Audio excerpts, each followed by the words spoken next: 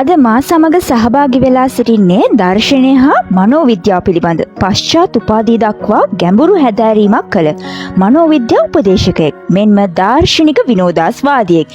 එනම් අනිත් අයට සතුටින් ඉන්න කියලා දෙන කෙනෙක්. ඒ කියන්නේ සරලවම කිව්වොත් ලයිෆ් ස්ටයිල් කෝච් කෙනෙක්. මොහු නමින් වසන්ත මාරසිංහ. අද මට ඔහුගෙන් දැනගන්නට අවශ්‍ය වන්නේ අපි සමාජය තුළ ජීවත් වීමේදී හැම විටම ආදරණීය මිනිස්සු බවට පත්වන්නේ කෙසේද කියලා. අපි සෑම විටම අපේ ජීවිත කාලය තුළදී හරිම ආදරෙන් මිනිස්සු වෙන්න ඕන. මේ ජීවිතේ තියෙන ආස්මන තුළ අපගේ ජීවිතේ පිළිඹු කරන කඩපත තමයි අපි හරිම ආදරෙන් මිනිස්සු වෙන එක. ඔයාලා අහින් මගෙන් අපි කරන්නේ කොහොමද කියලා.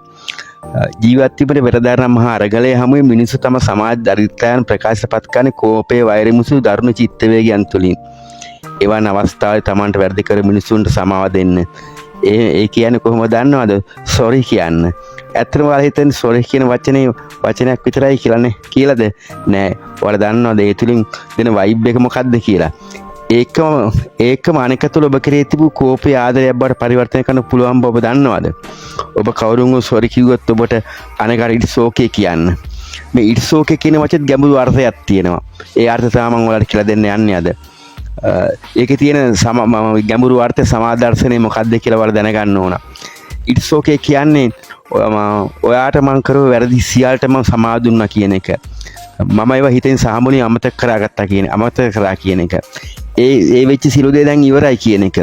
මගේ හිතේ ඒවා තියාගෙන මං ඔයාට කිසිසේත් වෛර කරන්නේ නැහැ කියන එක. ඔයා මට කරපු වැරදි මට තැන් වල කීම ඔයාට අපහාස කරන්නේ නැහැ කියන එක. අද පටන් මම ඔයාට එදාට වඩා ආදරේ කියන එක. හිතන්නකෝ ඉට්ස් ඕකේ කියන ආදරේ වචනේ ඇති පරිමාව. මම අවසාන වශයෙන් කියන්නේ ඔබට කවුරු හරි සොරි කිව්වොත් ඔයාට ඉට්ස් ඕකේ කියන්න.